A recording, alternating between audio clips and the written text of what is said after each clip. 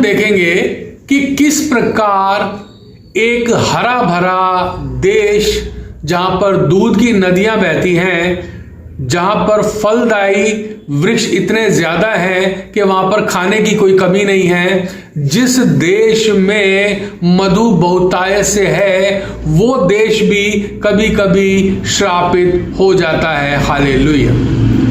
अब देखो, जहां हर चीज की भरपूरी है, जहां हर चीज बहुतायत से है और जहां पे किसी चीज की कोई कमी नहीं है, वो देश भी कभी कभी श्राप के अधीन आ जाता है। हमने बहुत बार पढ़ा कि इजरायली लोग मिस्र से निकल कर आए और मिस्र से निकल के वो कनान देश की ओर जा रहे थे, जहां का 40 दिन का रास्ता था, लेकिन परमेश्वर ने उनको 40 साल तक चलाया, लेकिन उनके पैरों में छाले नहीं पड़े, उनके कपड़े पुराने नहीं हुए, उनके जूते नहीं फटे और वो बिल्कुल सही रहे और वो चलते रहे कनान देश पहुंच गए।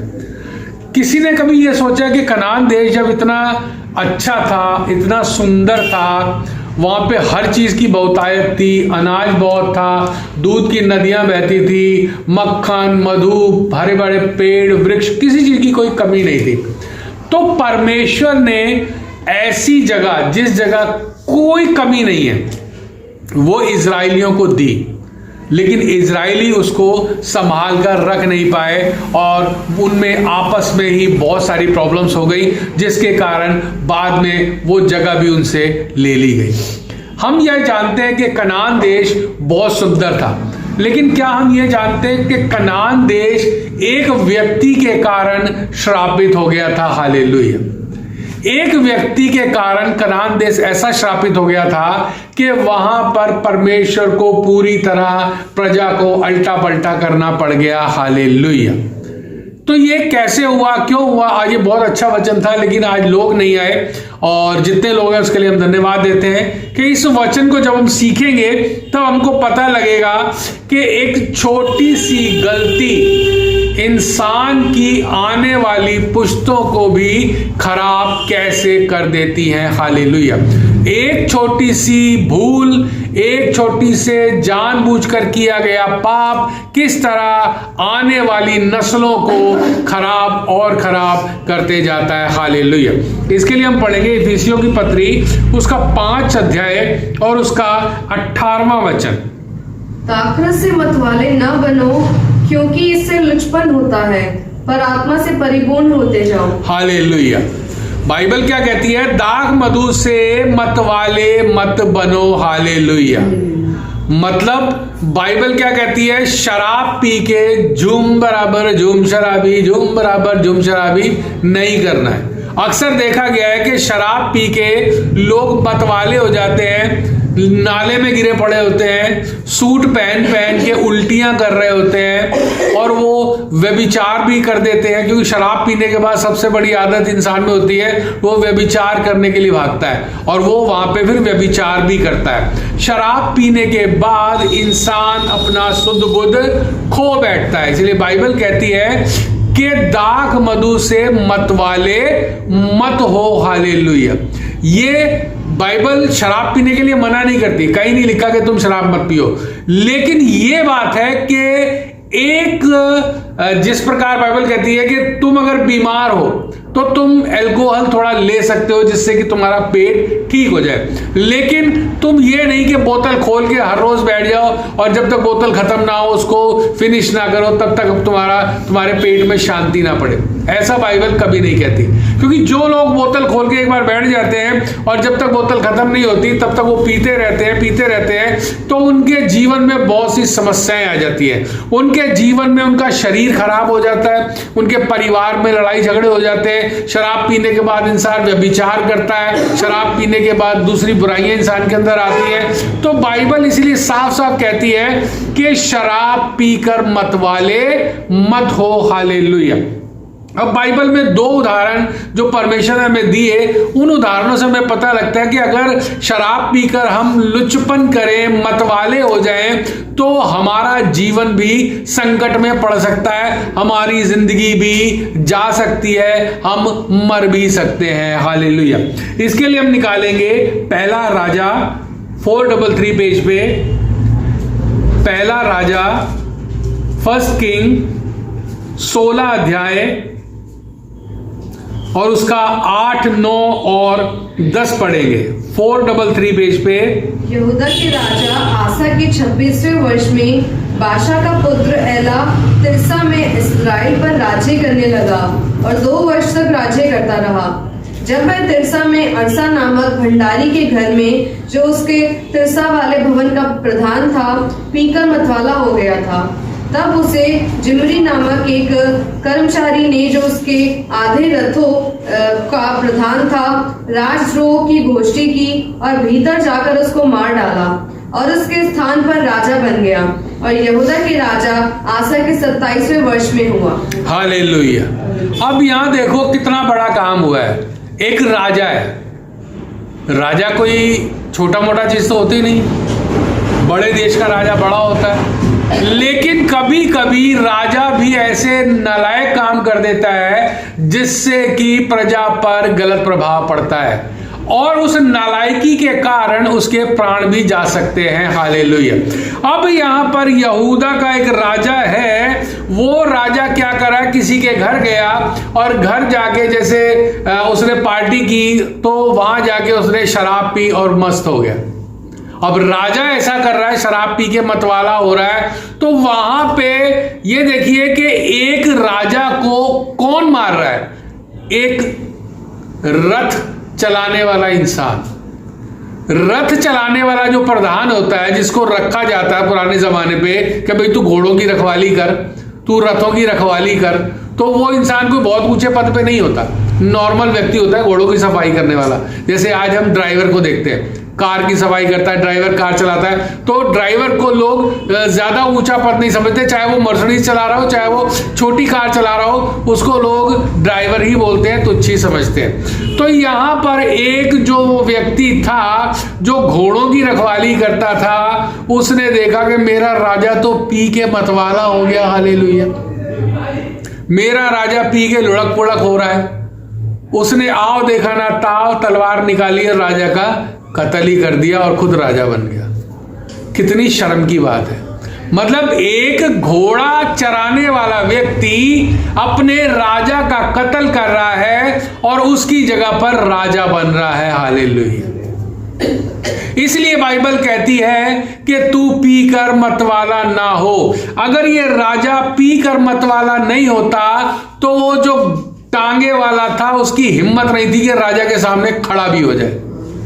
होता है ऐसा? कभी कभी नहीं होता, क्योंकि जितने ड्राइवर होते हैं, जितने कार चालक होते हैं, वो जब मालिक आता है तो दरवाजा खोलते हैं, बिठाते हैं, फिर उसको लेके जाते हैं। ऐसे ही ये रथों का जो प्रधान था, ये भी इसका भी यही काम था। बहुत सारे रथ इसके अंडर में थे, लेकिन फिर भी किसी ड्राइवर की इतनी हिम्मत नहीं हो सकती कि अपने मालिक का कत्ल कर दे, लेकिन यहां पे हो गया।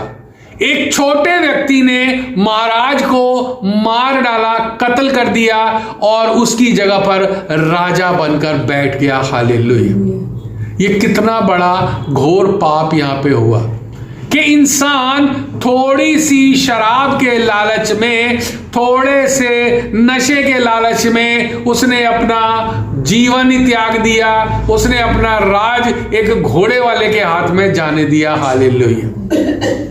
अगर वो शराब पी के मतवाला नहीं होता तो वो घोड़े वाला, रथों का रखवाला उसको नहीं मार सकता था। हालेलुया। इसलिए बाइबल कहती है कि पी कर कभी भी मतवाले मत हो। आज के समय में भी बहुत से लोग शराब पी पी के, जब शादियां होती हैं हम देखते हैं कि अच्छा सूट पहन रखा होता है, अच्छी टाई लगा रखी होती है, और वो शराब पीकर नाले में गिरे पड़े होते हैं और शराब पीकर गाड़ी चला रहे होते हैं, कभी किसी को ठोक देते, कभी किसी को उड़ा देते।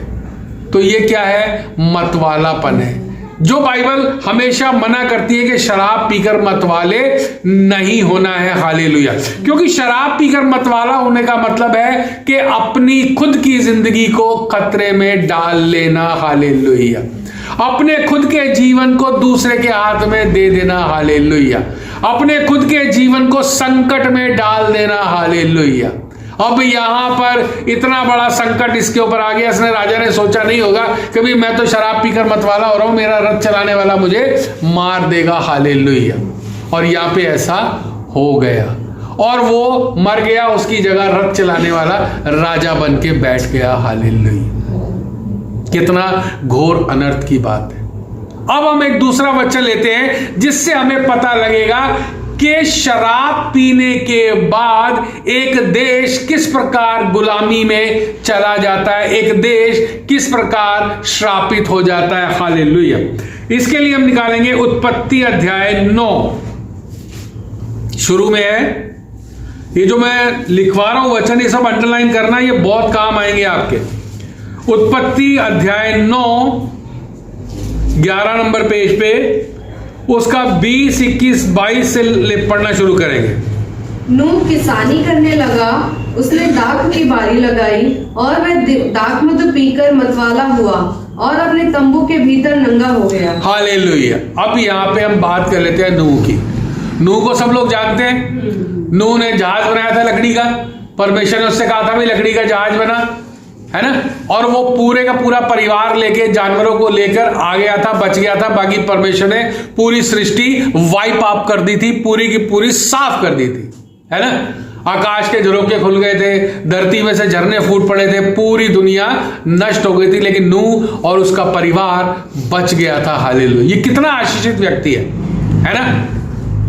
इसने क्या किया, जब जमीन इसको दिखी, इन्होंने खेती बाड़ी करनी चालू की, अनाज वनाज उगाया, पेड़ उगाए, पौधे उगाए, फल फ्रूट उगाए, लेकिन इन्होंने दाख रस भी उगाना चालू कर दिया, अंगूर की खेती भी चालू कर दी।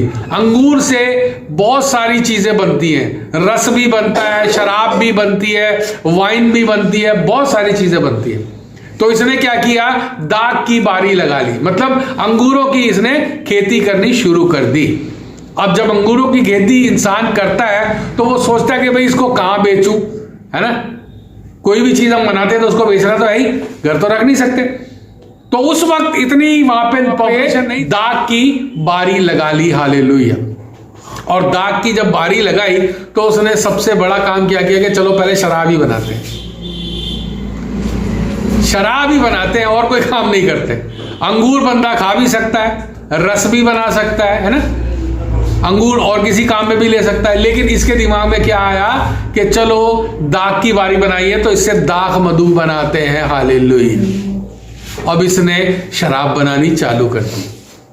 अब सोचो, एक आशीषित व्यक्ति जो पूरी दुनिया नष्ट होने के बाद अपने परिवार समेत बचकर धरती पे रह गया, वो काम क्या कर रहा है, शराब बना रहा है, दाख मधु बना रहा है। बनाना चाहिए था उसको। अंगूर है भैया, रस बना के पियो, अंगूर वैसे खाओ, शराब बनाने की क्या जरूरत है। लेकिन उसने क्या किया, शराब बनाई। इससे क्या पता लगता है कि वो जब बाढ़ नहीं आई थी उससे पहले भी वो शराब पीता जरूर होगा। हालेलुया, है ना। शराब बनाना कौन जानता है, जो पीता हो। आम आदमी तो नहीं जानता कि शराब कैसे बनती है, हम तो नहीं जानते कैसे बनती है। आप जानते हो शराब कैसे बनती है, नहीं जानते। लेकिन जो पीते हैं वो जुगाड़ लगा लेते हैं देखने के लिए कि कहां कैसे बनती है, जाके हम सस्ती सुंदर जाके बोतल लेकर आ जाए। तो इसका मतलब हम देखते हैं इसने जब बनाई तो ये प्रलय आने से पहले इसने पी भी होगी, ये पीता भी होगा, है ना। तो तभी तो इसने बनाई, और ये पीकर क्या हुआ, मतवाला हो गया। हालेलुया। अब सोचो, एक आशीषित व्यक्ति जिस पे परमेश्वर की इतनी आशीष थी कि परमेश्वर ने पूरी दुनिया मिटा दी, लेकिन नूह को बचा लिया और उसके परिवार को बचा लिया, और वो जानवरों को लेकर धरती पे आ गया। ऐसा आशीषित व्यक्ति शराब बना के पी रहा है। हालेलुया। तो बाइबल हमें क्या समझाती है कि कभी भी कोई भी व्यक्ति पाप में गिर सकता है, कोई भी व्यक्ति कभी भी कोई भी गलती कर सकता है। इसलिए कोई ये ना सोचे कि भैया मैं तो परफेक्ट हूं, मैं कभी कोई गलती करूंगा ही नहीं। जो ऐसा सोचते हैं सबसे पहले गलती वही करते हैं।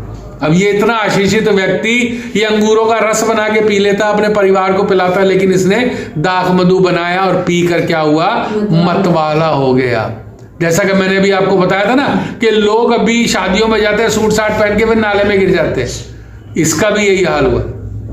इसने कपड़े तो पहन रखे थे लेकिन कपड़े पहनने के बाद क्या हुआ, जब ये मतवाला हो गया, इसको होश ही नहीं था कि मेरे कपड़े कहाँ हैं, मैं कहाँ हूँ, और उसने कपड़े उतार के नंगा होके वो अपने घर में लेट गया। हालेलुया। ऐसा शराबियों के साथ बहुत बार होता है। वो घर में आते हैं, आगे गिर जाते हैं पटाख से। अगर उनकी पत्नी समझदार होती है तो वो उसको अंदर ले जाती है, उसके बच्चे समझदार होते हैं तो उसको अंदर ले जाते हैं, जूते वूते उतार के, कपड़े बड़े उतार के बिस्तर पे सुला देते हैं। और अगर उसके घर में सपोज कोई नहीं है तो वो अकेला ही अंदर आके जब गिरता है तो वो सोचता है चल कपड़े चेंज कर लूं। कई बार नशा इतना ज्यादा होता है कि वो सोचता है कि मैंने कपड़े चेंज कर लिए, लेकिन वो कपड़े चेंज नहीं किए होते, वो नंगा होता है। हालेलुया। यहां पर भी यही सिचुएशन थी। हालेलुया। नूह ने सोचा होगा मैंने कपड़े बदल लिए, चलो मैं सो जाता हूं, लेकिन वो नंगा था। हालेलुया।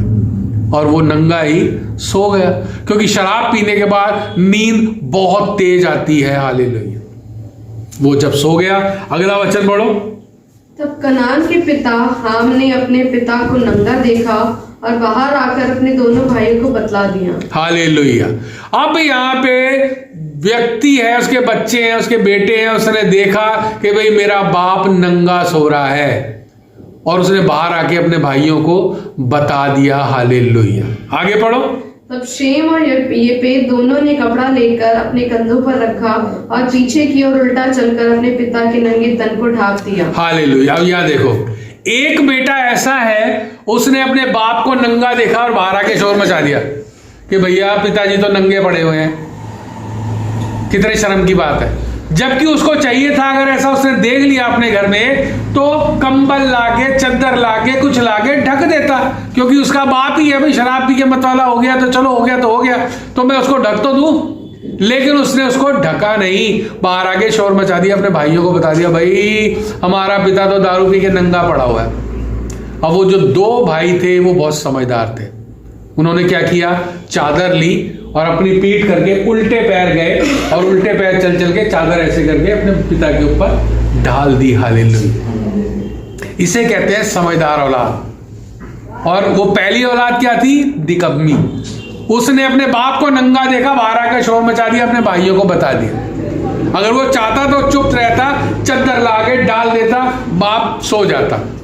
सो तो खैर वो रहा ही था, लेकिन उसने शोर मचा दिया और उसने अपने बुरे होने का सबूत वहां पे दे दिया। हालेलुया। आगे पढ़ो। और वे अपना मुख पीछे किए हुए थे, इसलिए उन्होंने अपने पिता को नंगा ना देखा। जब नूह का नशा उतर गया, तब उसने जान लिया कि उसके छोटे पुत्र ने उसके साथ क्या किया है। हालेलुया। अब देखो, जब बाप का नशा उतर गया तो उसे पता लगा भी मेरे दो बेटों ने तो मेरे ऊपर चद्दर डाल दी, लेकिन जो मेरा छोटा बेटा था उसने तो भैया मेरी बदनामी कर दी सारी। भाइयों को बताया तो किसी और को भी बताया होगा, क्योंकि बंदा जब बाहर खड़े होके चिल्लाता है तो आस पड़ोस वाले भी तो सुनते हैं, कोई रास्ते में जा रहा है वो भी सुनता है। तो उसको पता लगा भी मेरे छोटे बेटे ने तो मेरी बहुत बुराई कर दी है, मेरा सबके सामने मेरी नाक कटवा दी है। तो उस बाप को कितना गुस्सा आया होगा। आगे पढ़ो। इसलिए उसने कहा, कनान शापित हो, वह अपने भाई बंधुओं के दासों का दास हो। हालेलुया। आप देखो उसने क्या किया, पिता ने उसको सीधा सीधा श्राप दे दिया। हालेलुया। कोई रहम नहीं खाया, कोई तरस नहीं खाया, उसने श्राप दे दिया सीधा सीधा कि कनान क्या हो, श्रापित हो। हालेलुया। और अपने भाइयों के दासों का दास हो, मतलब उसके भाई जो नौकर रखे उनका भी नौकर हो। मतलब कितना बुरा श्राप दिया है ना। ये जो श्राप होते हैं एक सच्चे व्यक्ति के द्वारा जब दिए जाते हैं, जिसका ठोस कारण होना चाहिए, तो वो श्राप लगता जरूर है। लेकिन अगर तुम वैसे ही लड़ाई झगड़ा कर रहे हो, श्राप दे रहे हो, तो वो श्राप नहीं लगता, क्योंकि बाइबल बोलती है कि अनर्गल दिया गया श्राप नहीं लगता। जैसे उड़ते उड़ते सूपा पहनी चिड़िया नहीं बैठती, वैसे ही दिया गया श्राप भी नहीं पड़ता। लेकिन जहां पर ठोस कारण होता है वहां पे श्राप पड़ जाता है। हालेलुया।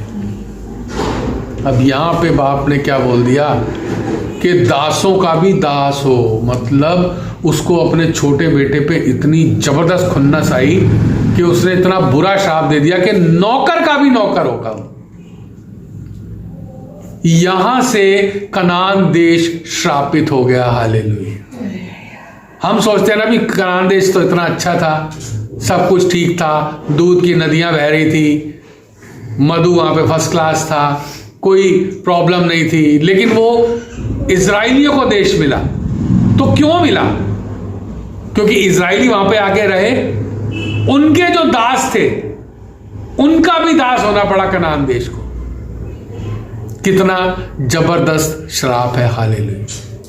इसीलिए ये बाइबल के जो वचन है एक बात सटीक बताते हैं कि अगर कोई आशीषित व्यक्ति गलती करता है तो उसका हर्जाना उसको भुगतना पड़ता है, लेकिन वही आशीषित व्यक्ति अगर किसी को श्राप देता है, चाहे वो उसके बच्चे हो, चाहे वो उसकी पत्नी हो, चाहे वो उसके पड़ोसी हो, वाजिब कारण से, तो वो श्राप पड़ता ही पड़ता है। हालेलुया।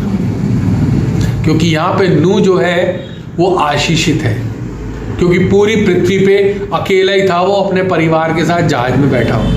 उसने जहाज बनाया, परमेश्वर ने उससे बोला कि तू ऐसा कर। और इतना आशीषित व्यक्ति और उसका लड़का उसकी बेइज्जती कर रहा है। अब सोचो, यहां पे आशीषित माँ बाप अपने बच्चों को भी भयानक वाला श्राप दे सकते हैं। हालेलुया। आशीषित व्यक्ति के द्वारा दिया गया श्राप अपने बच्चों पर सीधा यहां पे पड़ा और कनान देश गुलामी में चला गया। हालेलुया। इसीलिए कहा गया है कि शराब पीकर मतवाले ना बनो। हालेलुया। और अपने माँ बाप की इज्जत करो, खासकर उनकी जो परमेश्वर के नजदीक हैं, जिनको परमेश्वर ने चुन के रखा है। हालेलुया। उनका दिल दुखाने वाले बच्चे कभी भी खुश नहीं रह सकते। उनका दिल दुखाने वाले बच्चे कभी भी आशीषित नहीं रह सकते, क्योंकि जब माँ बाप को गुस्सा आता है, चाहे वो कितना आशीषित व्यक्ति हो, अगर वो अपने गुस्से को कंट्रोल नहीं करता और उसके मुंह से कोई शब्द ऐसा निकल जाता है जो उसके बच्चों के लिए गुनाह का कारण होता है, तो वो श्राप उसके ऊपर पड़ जाता है सीधा सीधा। इसीलिए कहा जाता है कि अगर तुम्हारे माँ बाप परमेश्वर के आशीषित हैं तो उनके प्रेम में, उनके भय में चलो, उनके साथ जुबान ना चलाओ, उनके साथ आदर से पेश आओ, उनके साथ लड़ाई झगड़ा ना करो। अगर वो कोई गलती कर रहे हैं तो उस गलती को ढांप दो। अगर ये लड़का उस गलती को ढांप देता, कपड़ा लाके से पीछे से चादर डाल देता, तो बाप को भी अच्छा लगता, मेरा छोटा बेटा बहुत अच्छा है, और उसने, मैं नंगा हो गया था, मतवाला हो गया था, तो उसने मेरे शरीर को ढांप दिया, तो उसको आशीष देता। लेकिन उसने ढांपा नहीं, उसने मजाक बना दिया और अपने बाप की बेइज्जती कर दी।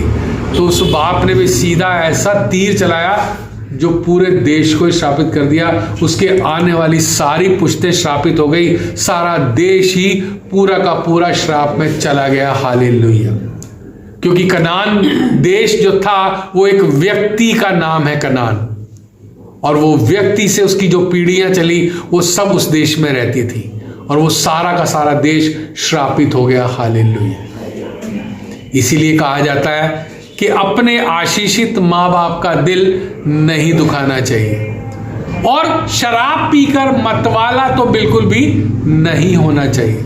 क्योंकि जब भी तुम शराब पीते हो और मतवाले हो जाते हो तो तुम्हें होश नहीं रहता कि भाई क्या हो रहा है, तुम्हें होश नहीं रहता कि तुम कहां गिरे पड़े हो। तुम शराबी को कभी देखना जो शराब पिए रहते हैं, सड़क पे लोट पोड़ रखे होते हैं, उनको जाके चपेटे मारो, थप्पड़ मारो, लात मारो, घूसे मारो, उनको कुछ फर्क नहीं पड़ता, वो बेहोश पड़े रहते हैं। और सुबह उठते हैं, फिर नहाते धोते हैं, फिर उनको पता लगता है यार कहाँ कहाँ दर्द हो रहा है। फिर वो देखता है यार मेरे पेट में दर्द हो रहा है, मेरी टांग में दर्द हो रहा है, लगता है मुझे किसी ने मारा है।